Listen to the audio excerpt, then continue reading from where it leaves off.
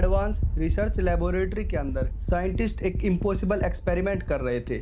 उनका ऑब्जेक्टिव था एक ऐसा वर्चुअल यूनिवर्स क्रिएट करना जहां पर फिजिक्स, मैटर, एनर्जी और इंटेलिजेंस तक को सिमुलेट किया जा सके। एक्सपेरिमेंट सक्सेसफुल होता है, सब कुछ प्रॉपर वर्क कर रहा था, जब तक एक रिसर्चर ने एक सवाल नहीं पूछा, अगर कभी इस सिमुलेशन के अंदर कोई इंटेलिजेंस बीइंग पैदा हो गया तो क्या हम उनके लिए गॉड होंगे? लैब में कुछ सेकंड के लिए खामोशी छा जाती है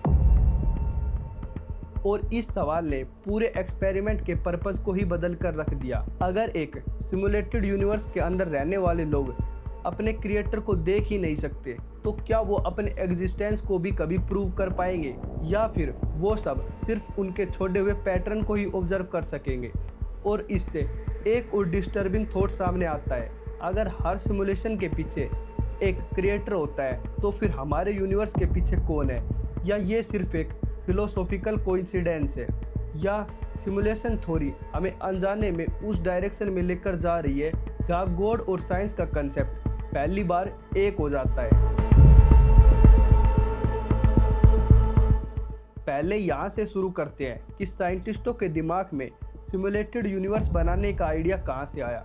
सिमुलेशन थ्योरी का नाम सुनते ही लोगों के दिमाग में कंप्यूटर वर्ल्ड और फेक यूनिवर्स आने लगता है, लेकिन सिमुलेशन थ्योरी इससे बहुत ज़्यादा डिफरेंट है, जिसमें सवाल ये है कि अगर किसी सिविलाइजेशन की टेक्नोलॉजी डेवलप होती जा रही है तो क्या वो एक दिन इतनी पावरफुल बन सकती है कि वो पूरे यूनिवर्स को ही सिमुलेट कर दे? सोचिए, 100 साल पहले ना तो हमारे पास इंटरनेट था, ना कंप्यूटर, और आज आर्टिफिशियल इंटेलिजेंस ह्यूमन जैसी कन्वर्जेशन कर रहा है। और दूसरी तरफ वर्चुअल रियलिटी इतनी रियलिस्टिक होती जा रही है कि हमारा दिमाग उसे नेचुरल एनवायरनमेंट की तरह प्रोसेस करने लगता है। और दूसरी तरफ कंप्यूटर चिप हर साल और ज़्यादा पावरफुल होती जा रही है। तो फिर 1000 साल बाद टेक्नोलॉजी कहाँ होगी, 1 लाख साल बाद कहाँ, और 1 मिलियन साल बाद का? सोचिए, अगर कोई सिविलाइजेशन इतना पीरियड सर्वाइव कर गई तो क्या उनके लिए बिलियंस ऑफ गैलेक्सी वाला यूनिवर्स सिमुलेट करना इम्पॉसिबल होगा? शायद नहीं। और यहीं से शुरू होता है सिमुलेशन थ्योरी का एक और कंट्रोवर्शियल आइडिया।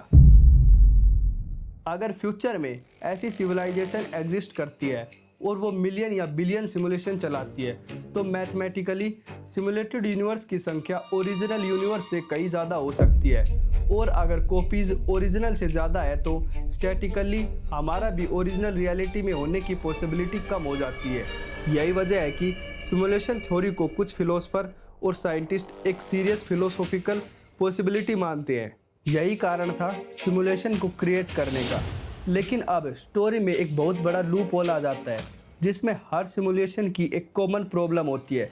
वीडियो गेम हो, एआई हो, या फिर कोई वर्चुअल यूनिवर्स, उनमें से कोई भी अपने एग्जिस्टेंस को कभी भी प्रूव नहीं कर सकता, क्योंकि हर सिमुलेशन के पास एक प्रोग्रामर या फिर एक सीक्रेट कोड होता है, जिसमें सिमुलेशन खुद कभी भी अपने कोड को रन नहीं कर सकता। और इस पॉइंट पर डिबेट चेंज हो जाती है। अगर सब कुछ सिमुलेशन है तो फिर फिजिक्स के लॉज किसने डिफाइन किए, स्पेस और टाइम के रूल किसने सेट किए?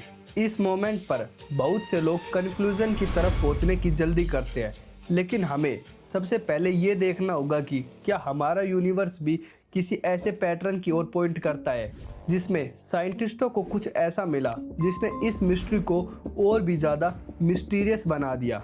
उन्होंने किसी भी एक्स्ट्रा ऑर्डिनरी क्लेम को करने से पहले कुछ पैटर्न देखे, जिसमें उन्होंने मैथमेटिक्स के पैटर्न को देखा।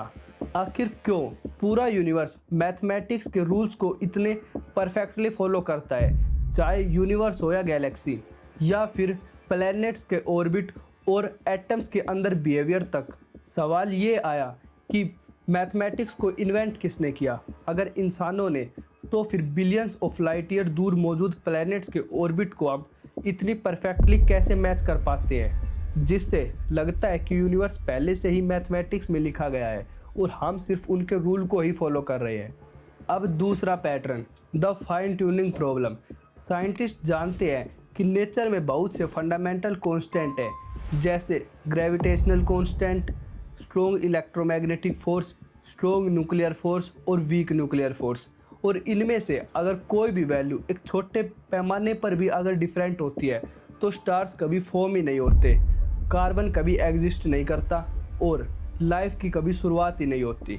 ये ऑब्जर्वेशन एक बहुत बड़ा सवाल पैदा करती है कि क्या ये सब एक कोइंसिडेंस है या फिर हम एक ऐसे यूनिवर्स में रहते हैं जिसके रूल्स लाइफ को अलो करते हैं, जिसका जवाब साइंस के पास अभी भी नहीं है।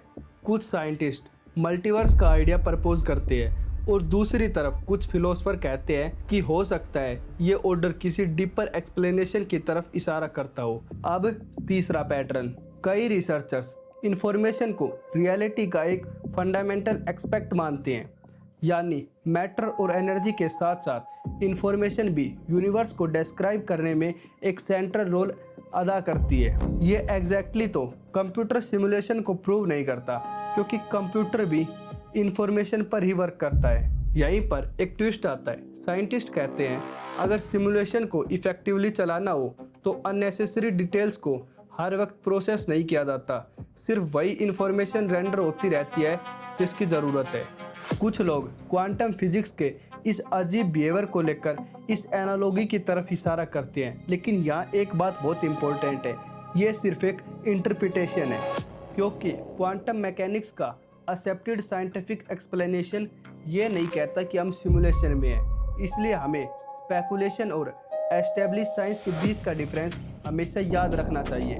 लेकिन जब मैथमेटिक्स, फाइन ट्यूनिंग जैसे आइडियाज एक ही डिस्कशन में आते हैं तो एक सवाल जन्म लेता है कि क्या प्रोग्रामर ही कोड है या ये दोनों चीज़ एक ही है या फिर दोनों अलग है। लोग कहते हैं सिमुलेशन है तो फिर प्रोग्रामर ही गॉड है, लेकिन बात इतनी सिंपल नहीं है। सिमुलेशन थ्योरी कहती है कि अगर यूनिवर्स एक सिमुलेशन है तो फिर एक हायर इंटेलिजेंस की पॉसिबिलिटी बढ़ जाती है, पर वो कौन है, कहाँ से आई है और क्या उसे गॉड कहना सही है, ये कोई नहीं जानता। इसका जवाब साइंस के पास भी नहीं है और यहीं पर लोग साइंस से फिलॉसफी की तरफ चले जाते हैं।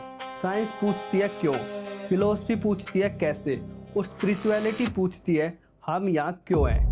और शायद इन तीनों सवालों का जवाब एक दिन मिल भी सकता है और नहीं भी।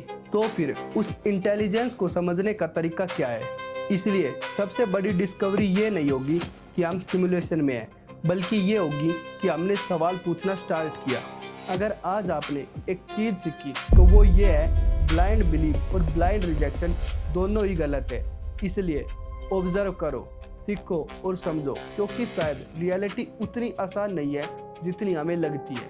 इस वीडियो के नेक्स्ट पार्ट में हम ये डिस्कस करेंगे कि क्या हम सिमुलेशन को डिटेक्ट भी कर सकते हैं। तब तक के लिए आप हमारी ये वाली वीडियो देख सकते हो। जय हिंद।